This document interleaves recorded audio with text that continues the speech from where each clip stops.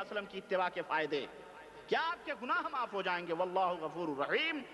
और अल्लाह तबारक व तआला, बेशक अल्लाह रब्बुल इज्जत, यकीनन अल्लाह तबारक व तआला माफ करने वाला, रहम करने वाला है। दूसरी आयत करीमा मैंने पढ़ी है, वअतसिमू बिहब्लिल्लाहि जमीअन वला तफर्रकू, कि दुनिया इंसानियत के लोगों, अल्लाह की रस्सी को मजबूती के साथ पकड़ लो, अल्लाह की रस्सी को मजबूती के साथ पकड़ लो। वला तफर्रकू, और टुकड़े टुकड़े न बन जाओ, फिरके बाजियां न करो, गिरोह बंदियां न करो, लोगों के अंदर इफ्तिराक और इंतशार की बीज न बो, बल्कि एक रस्सी को मजबूती के साथ पकड़ लो। और वो रस्सी क्या है? वमा आताकुमुर रसूल फखुदूह वमा नहाकुम अन्हु फंतहू। रसूल जिस बात का तुम्हें हुक्म दें उस बात को तुम ले लो, और जिस बात से तुम्हें रोकें उस बात से तुम बाज आ जाओ। वो बात न करो जो बात नबी ने नहीं की है, बल्कि वही बात करो और वही अमल करो जिस बात का हुक्म और जो अमल नबी रहमत सल्लल्लाहु अलैहि वसल्लम ने किया है। अल्लाह वहदहु ला शरीक ने फरमाया कि अल्लाह की रस्सी को मजबूती के साथ पकड़ लो, वला तफर्रकू, और टुकड़े टुकड़े न हो जाओ, फिरके फिरके न बन जाओ, गिरोह बंदियां न करो, इससे तुम्हारी हवा उखड़ जाएगी और तुम दुनिया के अंदर जलील और रुसवा हो जाओगे।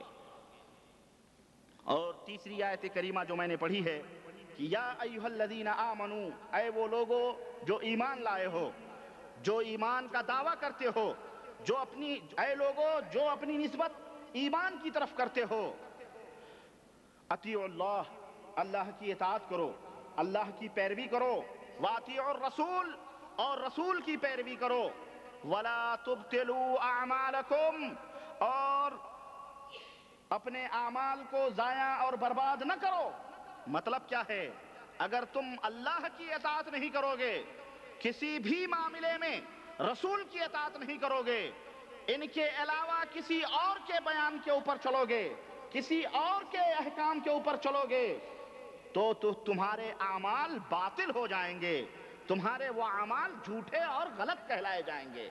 वला तुब्तिलू आमालकुम, अपने आमाल को बातिल न करो। ये आयत करीमा, और इस ताल्लुक से मैंने ये चंद बातें आप हजरात के सामने, इसके तर्जमे और वाज़ेह तौर पर इसकी चंद चीज़ें मैंने आप हजरात के सामने रखी हैं। हम और आप अच्छी तरह से इस बात को जानते और समझते हैं कि हमारा माबूद हकीकी एक है, हमारा माबूद बरहक एक है, हम उसी एक मालिक की मिल्कियत हैं। इस रूए ज़मीन के ऊपर जितने लोग भी हैं सब उसी मालिक की मिल्कियत हैं और उसी खालिक की मखलूक हैं।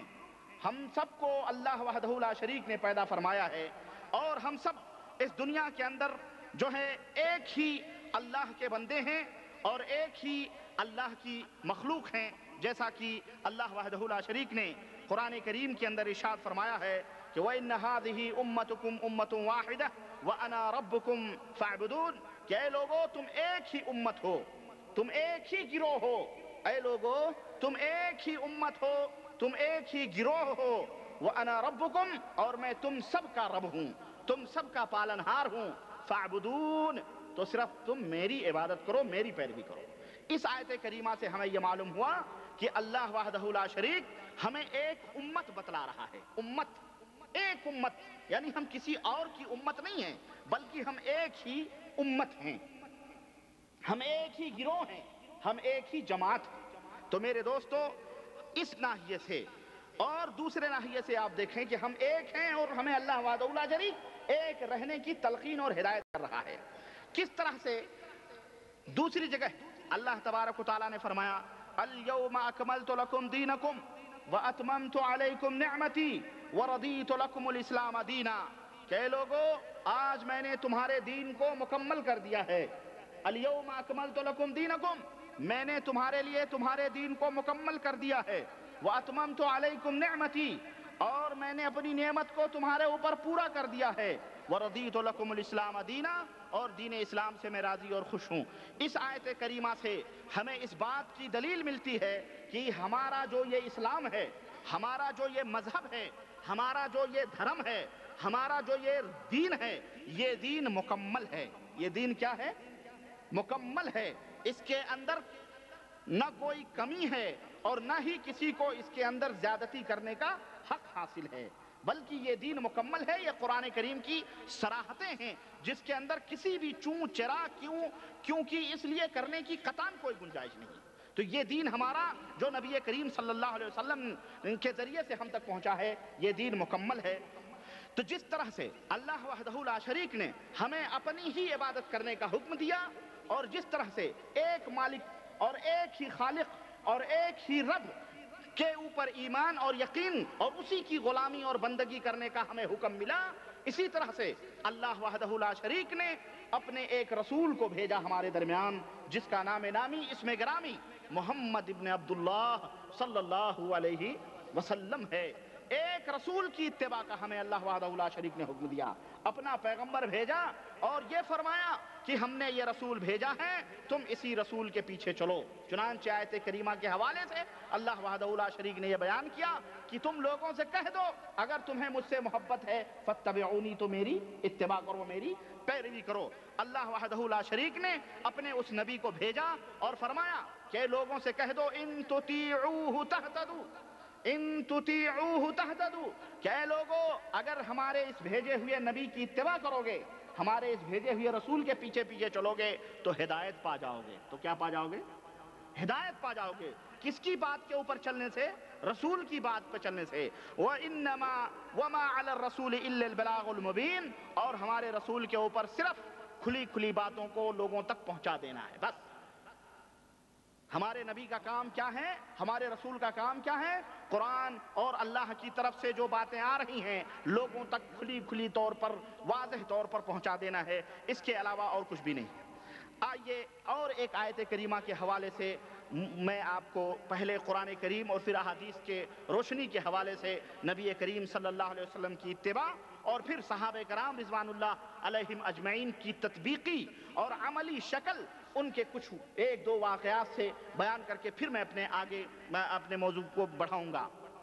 قرآن کریم میں آپس میں اختلاف، آپس میں انتشار، آپس میں گروہ بندیاں، فرقے بازیاں کرنے سے اللہ وحدہ لا شریک نے اس طرح سے بھی منع فرمایا ہے کہ فرمایا کہ وَلَا تَكُونُوا مِنَ الْمُشْرِكِينَ مِنَ الَّذِينَ فَرَّقُوا دِينَهُمْ وَكَانُوا شِيَعًا كُلَّ حِزْبٍ بِمَا لَدَيْهِمْ فَرِحُونَ، کہ لوگوں ان لوگوں کی طرح نہ ہو جاؤ جنہوں نے، یعنی لا تکونوا من مشرکوں میں سے نہ ہو جاؤ کہ جنہوں نے کیا کیا، جنہوں نے اپنے دین کو تقسیم کر دیا، ٹکڑے ٹکڑوں میں اپنے دین کو بانٹ دیا انہوں نے، اور گروہ در گروہ بن گئے اور جماعتیں بنا لیے انہوں نے۔ مشرکوں کا کام یہ جماعتیں بن گئی، وہ مختلف گروہ، مختلف فرقے بن گئے، اور جو فرقہ جہاں ہے ہر فرقہ اپنے اپنے دائرے میں رہ کر کے خوش ہے کہ ہم بہت ہی اچھے ہیں اور دوسرے سارے کے سارے کیا ہیں؟ غلط ہیں۔ اللہ وحدہ لا شریک نے اس طرح کرنے سے ہمیں منع فرمایا ہے۔ نبی کریم صلی اللہ علیہ وسلم کی امت کے اندر فرقہ بندی، گروہ بندی، جماعت سازی اس طرح کرنے سے اللہ تبارک و تعالیٰ نے ہمیں منع فرمایا ہے۔ چنانچہ اللہ کے رسول صلی اللہ علیہ وسلم کی ایک حدیث کے حوالے سے میں آپ کو بتاؤں کہ اللہ کے نبی صلی اللہ علیہ وسلم کو اللہ تبارک و تعالیٰ نے یہ بات بیان فرما دی تھی، اور اللہ کے نبی صلی اللہ علیہ وسلم کی یہ پیشین گوئی یقیناً صحیح اور در صحیح ثابت ہو رہی ہے کہ اللہ کے نبی صلی اللہ علیہ وسلم نے فرمایا کہ الا وان من قبلکم من اہل الکتاب افترقوا على 72 فرقہ، کہ اے لوگو، میری امت کے لوگو کان کھول کے سن لو کہ تم سے پہلے جو اہل کتاب تھے، یہ بنی اسرائیل تھے، یہودی اور نصارہ تھے، یہ 72 فرقوں کے اندر تقسیم ہوئے۔ کتنے فرقوں کے اندر؟ 72 فرقوں کے اندر تقسیم ہوئے۔ وَسَتَفْتَرِقُ أُمَّتِي عَلَى 73 فرقہ، اور میری امت 73 فرقوں میں تقسیم ہوگی۔ میری امت 73 ٹکڑوں اور جماعتوں میں بٹے گی، 73 گروہ میری امت کے اندر بنیں گے۔ کلھا فی النار، کلھا فی النار الا واحدہ، ساری کی ساری گروہ، ساری کی ساری جماعتیں، سارے کے سارے فرقے، کلھا فی النار، واضح، سب جہنمی، سارے کے سارے گروہ جہنم میں جائیں گے، الا واحدہ، صرف ایک جماعت۔ قالوا وما ہی یا رسول اللہ، صحابہ کرام رضوان اللہ علیہم اجمعین نے پوچھا کہ وہ گروہ کون سا ہوگا اللہ کے رسول صلی اللہ علیہ وسلم؟ تو آپ صلی اللہ علیہ وسلم نے فرمایا ما انا علیہ واصحابی. وفی صحیح ابن خزیمہ روایہ قال ما انا علیہ اليوم واصحابی. ایک روایت میں یہ ہے کہ اللہ کے رسول صلی اللہ علیہ وسلم نے فرمایا کہ میں اور میرے صحابہ جس دین اور جس منہج اور جس طریقے پر ہیں، اور دوسری روایت میں ہے کہ میں اور میرے صحابہ آج جس منہج اور جس طریقے پر ہیں، کل بھی اگر لوگ اسی منہج اور اسی طریقے پر رہیں گے تو وہی لوگ جنت میں جائیں گے، باقی کے باقی سارے جہنم کے اندر جائیں گے. یہ بات سمجھ میں آ رہی ہے؟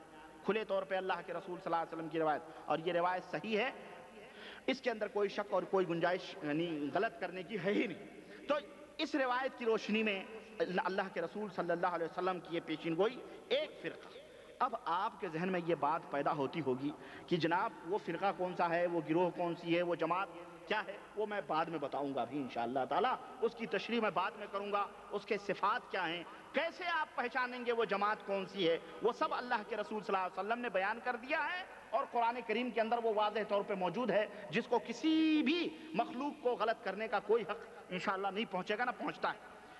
آئیے میں یہ بات آپ سے عرض کر رہا تھا نبی کریم صلی اللہ علیہ وسلم کی اطاعت اور پیروی کے تعلق سے، کہ ہم اللہ اور اس کے رسول کی پیروی کریں.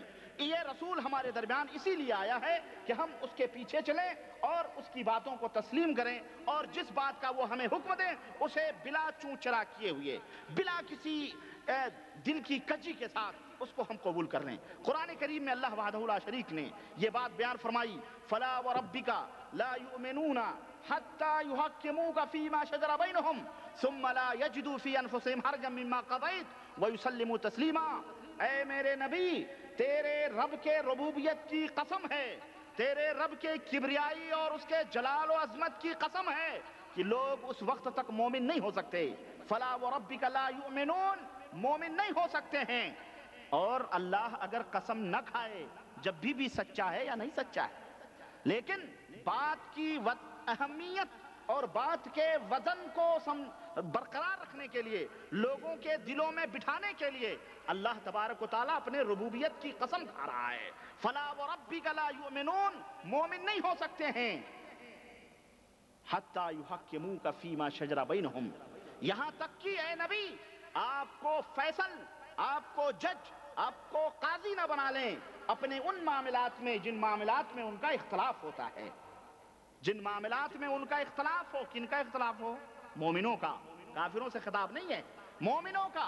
جن معاملات میں اختلاف ہوتا ہے، جب تک وہ آپ کو ان معاملات میں حکم فیصل نہ بنا لیں تب تک وہ مومن.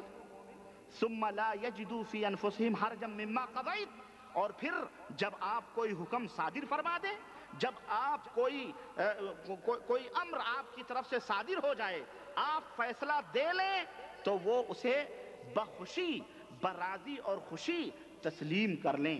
اس تسلیم کرنے میں دلوں کے اندر کوئی تنگی، کوئی دغدغہ، کسی قسم کا شبہ، کسی قسم کی یعنی وہ مروڑ نہ محسوس ہو، بلکہ وہ خوش ہو جائے کہ ہمارے نبی کا اس میں حکم آ گیا، بات ختم ہو گئی، اس کے علاوہ اب کوئی چارے کار نہیں ہے. وَيُسَلِّمُوا تَسْلِيمًا، اور اسے تسلیم کر لیں، اسے مان لیں. یہ تاکید در تاکید در تاکید، قسم در قسم اللہ وحدہ لا شریک کیوں بیان کر رہا ہے؟ اللہ کو پتا ہے، اللہ کو معلوم تھا کہ شیطان میرے بندوں کو میرے اس نبی کے پیچھے چلنے سے روکے گا، قدم قدم پر شبہات پیدا کرے گا. کوئی فلانا کھڑا ہوگا، کوئی امت کے اندر فلانا کھڑا ہوگا، کوئی اپنے تقدس اور اپنے تقوی کا بباغ دہل اعلان کر کے اور اس کا حوالہ دے کے اپنی طرف بلائے گا، کوئی تسبیح اور چگے اور امامے دکھا کے اپنی طرف بلائے گا، کوئی بیعت اور کس کے نام پر اپنی مرید بنائے گا، کوئی کچھ. میرے بندوں میں ایسے لوگ پیدا ہوں گے. اللہ وحدہ لا شریک نے اپنے بندوں کو ترازو دے دیا، اپنے بندوں کو میزان دے دیا کہ میرے بندوں یہ دیکھو، یہ میزان ہے جو ہم تمہیں دے رہے ہیں. اگر اس میزان پر کوئی بھی شخصیت اترتی ہے صحیح ڈھنگ سے، اس کی بات کو اہلاً و سہلاً کہہ کے سراغوں پہ رکھ لینا. اگر کوئی آسمان سے اترنے والا اتر کے آتا ہے اور نبی کے بتائے ہوئے پیمانے میں اگر اس کی باتیں نہیں اترتی ہیں تو ایسے لوگوں کی باتوں کو جوتے کی نوک پہ رکھنا. یہ اللہ وحدہ لا شریک نے میزان دیا ہے. وما آتاکم الرسول فخذوہ وما نہاکم عنہ فانتہوا، اور ایمان کی علامت قرار دیا ہے، اور جو شخص اس کو نہ مانے وہ